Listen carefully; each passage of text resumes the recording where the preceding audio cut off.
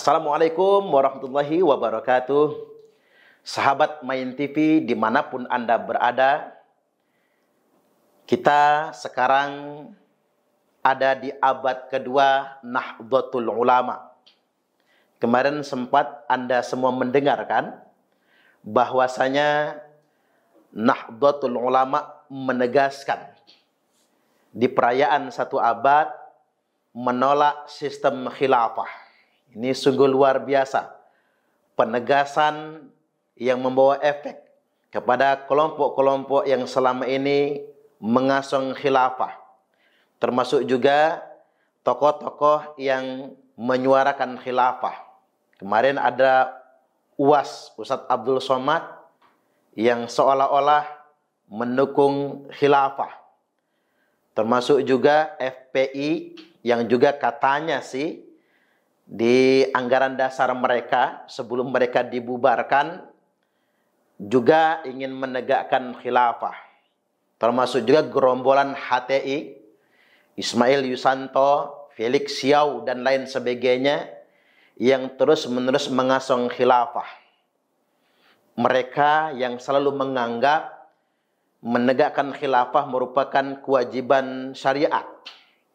Nah, ketika NU menegaskan menolak sistem khilafah, ini membuka semua mata dan telinga warga bangsa Indonesia, menyadarkan umat Islam pada umumnya bahwasanya ternyata menegakkan khilafah bukan kewajiban syariat. Ini kan sungguh luar biasa ini. Tidak ada satupun nas dalam Al-Quran maupun hadis yang memerintahkan menegakkan khilafah. Maka jika ada yang mengajak kita dan mewajibkan atau mendoktrin umat seolah-olah wajib menegakkan khilafah, sebetulnya dia sudah memanipulasi. Bahkan meletakkan porsi yang berlebih-lebihan terhadap upaya mendirikan sistem pemerintahan tertentu yang mereka sebut dengan khilafah. Ini bisa menjadi bid'ah ini sebetulnya. Karena mengada-ngada, ghulu, sesuatu yang berlebih-lebihan. Khilafah dalam konsep Hizbut Tahrir misalnya adalah umat Islam di seluruh dunia hanya ada satu pemimpin tunggal. Dan posisi negara-negara ada di bawah kekhilafahan tersebut. Ini kan sesuatu yang mustahil sebetulnya. Mengapa saya katakan mustahil? Memang yang jadi khalifah siapa dong? Apakah negara-negara ini mau tunduk kepada satu khalifah? Belum lagi akan ada resistensi nantinya terhadap negara-negara lain yang memang warganya mayoritas tidak beragama Islam tentunya. Dan ketika kita menginginkan itu semua, justru akan memunculkan konflik baru. Karena gagasan menegakkan khilafah, mau tidak mau membubarkan sistem kenegaraan yang ada sekarang ini.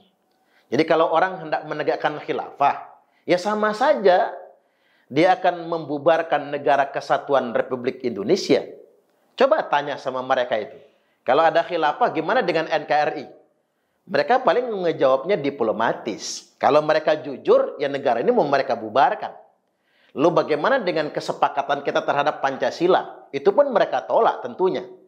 Makanya gagasan menegakkan khilafah maupun aksi-aksi pergerakan, semua program kerja yang mengarah menegakkan khilafah, ujung-ujungnya bughah, yakni memberontak kepada negara.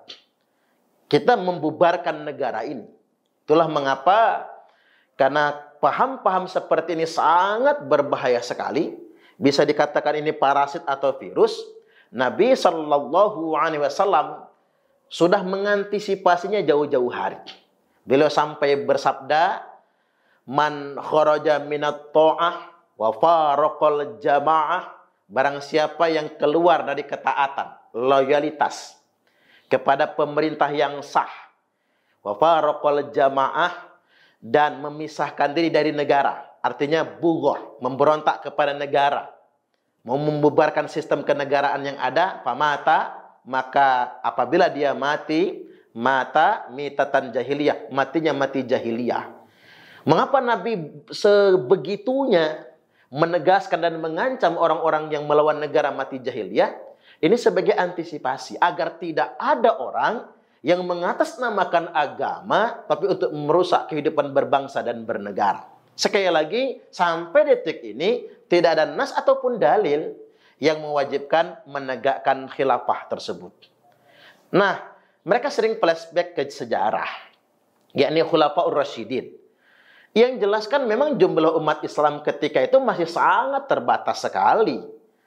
Kita mengingat misalnya di zaman Ali saja, jumlah umat Islam baru berkisar 200.000 orang lebih jumlahnya.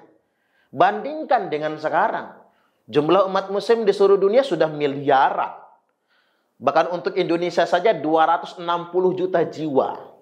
Untuk ngatur yang 200.000 orang saja sulit. Ada perang Jamal, perang saudara pertama dalam Islam. 18.000 sahabat Nabi wafat meninggal dunia bersama tabi'in. Ada perang Siffin, 80.000 sahabat dan tabi'in wafat meninggal dunia. Perang saudara loh. Sekedar mengendalikan 200.000 orang lebih. Nah sekarang masyarakat dunia yang sudah begitu banyak, mereka sering kembali ke zaman Khulafaur Rasyidin. Yang jelas, kalau kembali ke sana justru kita akan dihadapkan dengan dalil yang sahih. Dalil yang mungkin sangat gak disukai oleh Hizbut Tahrir dan para pengasuh-pengasuh khilafah yang lainnya. Rasulullah SAW telah bersabda, al-khilafatu fi ummati talatuna sanah. Kekhilafahan di tengah-tengah umatku, kata Nabi, hanya berlangsung 30 tahun. Tsumma mulkun, habis itu kerajaan. Coba kita kembali, berhitung lagi. Khalifah Abu Bakar 2 tahun. Umar ibn Khattab radhiyallahu an 10 tahun, 12 kan? Utsman bin Affan 12 tahun, 24. Ali bin Abi Thalib 6 tahun, pas 30 tahun. Saat digantikan oleh putranya Imam Hasan bin Ali, itu pun tidak lama karena Muawiyah memberontak. Saya sih ngambil hikmahnya, mengapa Muawiyah radhiyallahu an memberontak? Ya sebetulnya untuk menetapi apa yang disabdakan oleh Nabi. Seandainya Imam Hasan berkuasa jauh lebih lama misalnya, atau dibiarkan berkuasa, berarti meleset dong sabda Nabi. Jadi benar dan terbukti apa yang disabdakan oleh Nabi, kekhilafahan di tengah-tengah umatku hanya 30 tahun. Habis itu kerajaan. Bani Umayyah, Bani Abbasiyah, yang kita juga paham kan, betapa jutaan nyawa melayang hanya demi perebutan kekuasaan. Nah, kembali lagi bahwasanya sudah benar apa yang jadi komitmen Nahdlatul Ulama untuk menjaga negara kesatuan Republik Indonesia dan menolak semua ide-ide terselubung dari kelompok pengasuh khilafah yang membajak agama tapi hanya untuk kepentingan politik. Dan tidak berhenti sampai di situ. Kita harus mulai menyadari bahwasanya mengantisipasi paham-paham parasit khilafah ini harus kita lakukan sejak dini. Mulai dari lembaga pendidikan, sekolah, pondok pesantren, universitas, termasuk pengajian-pengajian di BUMN dan lain sebagainya. Kita terkaget-kaget kan, ada beberapa BUMN justru mengundang penceramah yang terafiliasi HTI, penceramah yang terafiliasi kelompok JI misalnya, penceramah yang berpaham Wahabi, yang tidak sesuai dengan pola keberagamaan yang ada di Indonesia dan hidup berbangsa dan bernegara dalam bingkai negara kesatuan Republik Indonesia. Kita semua harus menyadari dan mengantisipasi sejak dini. Kemudian yang berikutnya, kami semua mendukung pemerintah untuk menegakkan regulasi yang tegas agar paham-paham anti-NKRI yang membajak agama, tapi justru untuk merusak kehidupan berbangsa dan bernegara kita, bisa dihukum secara tegas.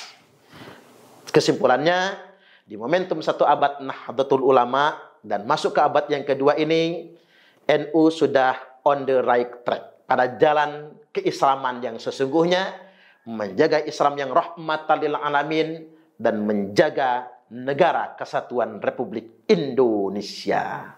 Assalamualaikum warahmatullahi wabarakatuh.